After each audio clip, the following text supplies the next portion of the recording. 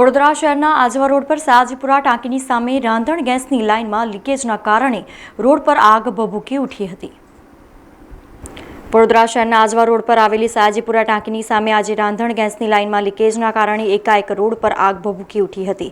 ઘટનાની જાણ ફાયર બ્રિગેડની ટીમને કરવામાં આવતા પાણીગેટ ફાયર સ્ટેશનનો સ્ટાફ તાત્કાલિક ઘટના સ્થળે આવી પહોંચ્યો હતો અને આગ ઉપર કાબૂ મેળવ્યો હતો।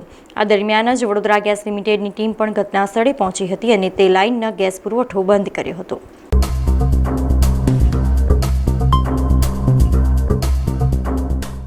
કંટ્રોલ રૂમથી મેસેજ મળ્યો કે સયાજીપુરા પાણીની ટાંકી પાસે ગેસ પાઇપલાઇનમાં આગ લાગેલી છે, તો અમે લોકો તાત્કાલિક ત્યાંથી ટીમ રવાના થઈને અહીંયા હાજર થઈ હતી અને પાઇપલાઇનમાં ગેસનું પ્રેશર વધારે હોવાથી વાલ્વ બંધ કરાવીને પાણી મારીને આગ ઓલવી દીધેલી છે।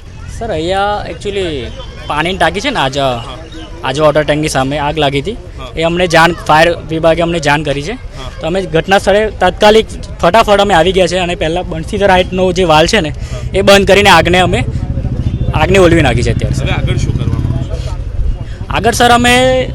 આગળ ખોદકામ કરીને અમે એને જોઈન્ટ કરી દઈશું સર।